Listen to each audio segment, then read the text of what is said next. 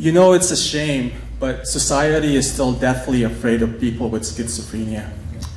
I mean, looking at me, it's obvious I've had moments of homicidal rage.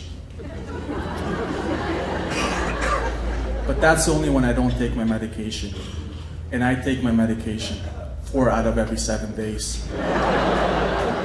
Which means that there's at least a 50% chance that I'm mentally stable right now. So relax, take it easy, you'll all be fine. All I ask is that you keep an open mind and try not to look like a herd of galloping moose.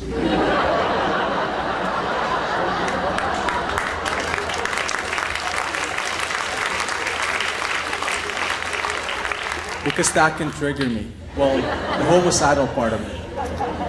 Actually, it's the other way around. As mental health consumers, we like to think that society excludes us, but we often exclude them. For example, we think that people without mental illness are incapable of effectively helping us. And that makes sense. I mean, instead of someone in touch with reality, I'd much rather have an employment counselor who thinks he's a walking, talking piece of broccoli. Hey, by applause, does anybody here play golf? Yeah. That is a weird game, isn't it? It's obviously made by a man. It figures a man would invent a game where they reward you for scoring in as few strokes as possible.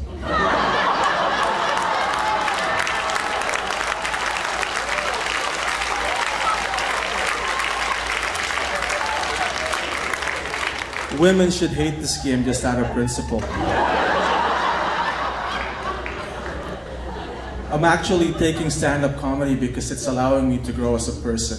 I'm hoping it'll help me reach my full potential. 6'2". And a lot of mentally ill people like to complain that all society does is treat them as stereotypes. But we act like stereotypes ourselves. Like I hear people with mental illness bitch about how women don't want to hang out with them. And I'm thinking, you might have more success if you bathe once in a while.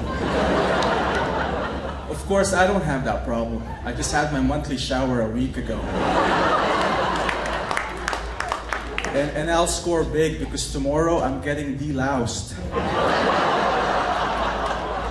I hear the smell of pesticides drive the babes wild.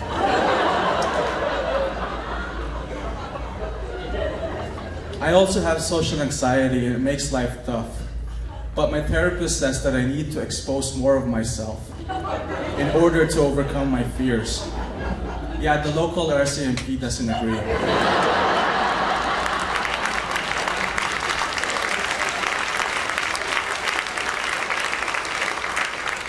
They think I should stick with talk therapy.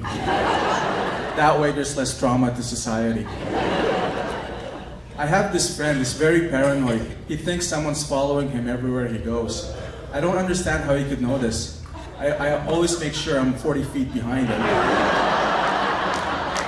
And I'm always hiding behind bushes. You know how strangers tell you that you look like a famous celebrity? Well, people tell me that I look like that guy, Denzel Washington, except that I'm a lot shorter, uglier, and I have way less talent than he does. Other than that, we're like mirror images of each other. I still remember the first time I got a welfare check. All I needed were several pages of documentation and 3 sources of references. For documentation, I had to prove I was mentally ill. It was hard getting all my restraining orders together. And besides, it would have taken millions of light years for my records to get here from my home planet, Bardon. But you know what? I worked hard. I persevered. Never in my life did I show more heart and determination than that day I fought for welfare. I had to wrestle 7 government officials. And I had to win 5 of the 7 bouts.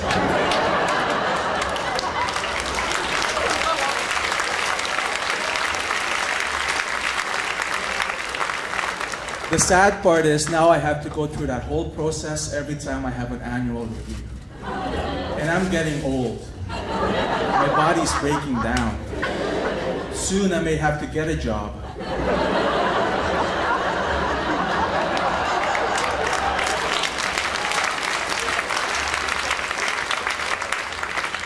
And I was called a pervert in high school. I creeped out all the girls. I don't know how I did this. Could have been from all the leering.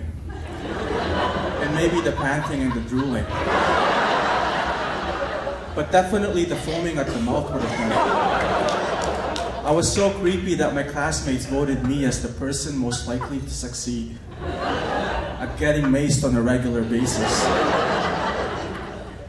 Finally, a lot of mentally ill people are often misunderstood because we can act antisocial at times.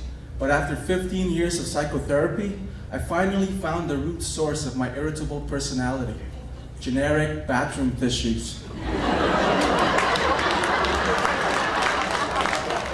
Which, incidentally, is why as a hip-hop artist, my stage name is 2Ply. Thank you very much.